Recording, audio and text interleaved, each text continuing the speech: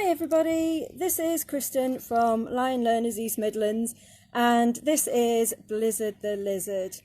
Now, for the animal cams that we've been doing over the last couple of weeks, we have been learning all of the things in the Year 1 science curriculum. So we've been looking at animal classification and the difference between a reptile, a mammal, an amphibian, a bird and a fish, and also what different creatures eat, so those that are carnivores, herbivores and omnivores. And Blizzard and I are going to recap some of that this afternoon, and then we're going to have a little bit of a quiz with the help of some of the other Lion Learners East Midlands creatures that are out in the garden with me this afternoon. You'll have to bear with us because when we decided to be outside, it was lovely and sunny and it wasn't quite this windy. Suddenly it's not quite so nice out here, so hopefully everything will still work okay. Let's start off, come back Blizzard, by recapping the types of animals that we were looking at last week. Blizzard was going to be Professor Blizzard and help us out, but he's decided he's not sure whether he really wants to. Let's look at mammals first of all. So, what makes a mammal a mammal? So if we look at this lovely cat, mammals all have some things in common. So they all have at least some hair or fur on their bodies. Most of them are actually very, very furry. And they're warm-blooded, which means that their body temperature stays the same all the time, even when it's cold outside, with the help of lots of energy from their food and also their furry coats. And their mums have live babies, which is what makes mammals really special. There are very few other creatures that do this.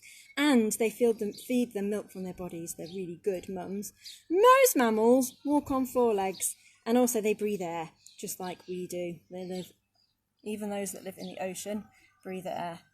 Professor Blizzard looks very disinterested at the moment. Right, let's look at the next type of creature. So, birds, like this lovely robin, are covered in feathers rather than fur to keep them nice and warm, but they are also warm-blooded, so their bodies stay lovely and warm inside, even when it's a cold day outside. And that's with the help, again, of energy from their food and their feathers too. And their mums lay eggs though. They don't have live babies like a mammal, but they're really good at caring for their young. They don't feed their young milk, but they do collect food for their young and look after them until they don't need them anymore. And they also have a beak and 2 legs, and they breathe air with lungs just like mammals do. Right, let's recap the next one. So, reptiles, Blizzard, you should be interested in this. So reptiles, bear with me, like this corn snake here, are covered in tough, scaly, horny skin, which helps to protect them. But they're cold-blooded, which means that they can't keep their bodies warm. When it's cold outside, they are cold on the inside too. Luckily for Blizzard here, who just happens to be a reptile, it's quite warm out here even though it's not sunny anymore. And they are dependent on the sun and the warmth around them to keep them warm. So most reptiles live in warm places. And they also have lungs and breathe air, even the ones that live in the water, things like turtles. And they also, just like a bird, they lay eggs on land. But they're not very good parents. Most reptiles don't look after their babies at all. Babies are on their own right from the start of their life. Right, next one. Amphibians. Amphibians are a little bit peculiar, like this frog. They spend part of their life, usually, in the water as a water dweller, and when they lay eggs to have babies, their eggs are laid in the water and they hatch into a creature a little bit like a tadpole, or actually a tadpole in the case of a frog or a toad, and they have gills, which means that they breathe under the water.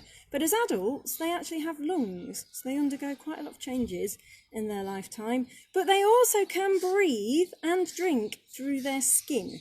There aren't any other creatures that can do those things, so they have very, very strange skin. Hey, Blizzard. And they're cold-blooded, just like a reptile, but some of them do live in quite cold climates. They just do things very, very slowly, with bodies at sometimes quite cold temperatures. They're pretty tough, they can withstand some cold temperatures. Okay, next one. Fish. So, fish like this goldfish here also have scaly skin, a bit like a reptile does, but their skin is slimy usually. They've got like a slime over their skin that helps to protect them. They're cold-blooded, just like a reptile and an amphibian, and they spend their entire life in the water. So they have gills, which mean they breathe underwater, and they can't breathe at all on land. So if a fish comes out of the water, then it won't be able to survive for very long at all. And they also lay eggs, and mostly they don't look after their babies at all. They just abandon their eggs. In fact, some types of fish, if you keep them as pets, will eat their own eggs if they're in a small aquarium with them. And the last creatures, the ones we learned about on Friday. Lizard's very disinterested now. The garden's much more interesting.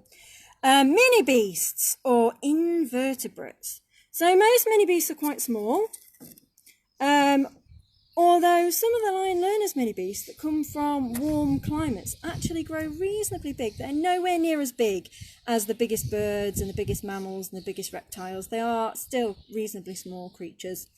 And the special thing about mini beasts is they don't have any bones.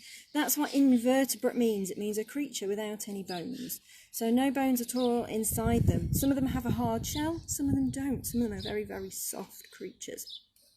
Most mini beasts lay eggs, and some of them have really complicated life cycles, like we looked at with beetles last week, and also butterflies, where they change completely from the creature that they start out life as.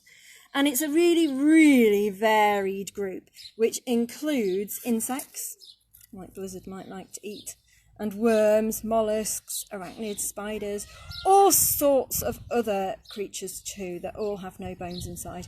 And there are more of these than any other creature on the planet. And they're pretty important parts of life cycles too. We'll learn about that later on in the week. Okay, so now we've had a bit of a recap. It's quiz time, Blizzard. Let's put these down here.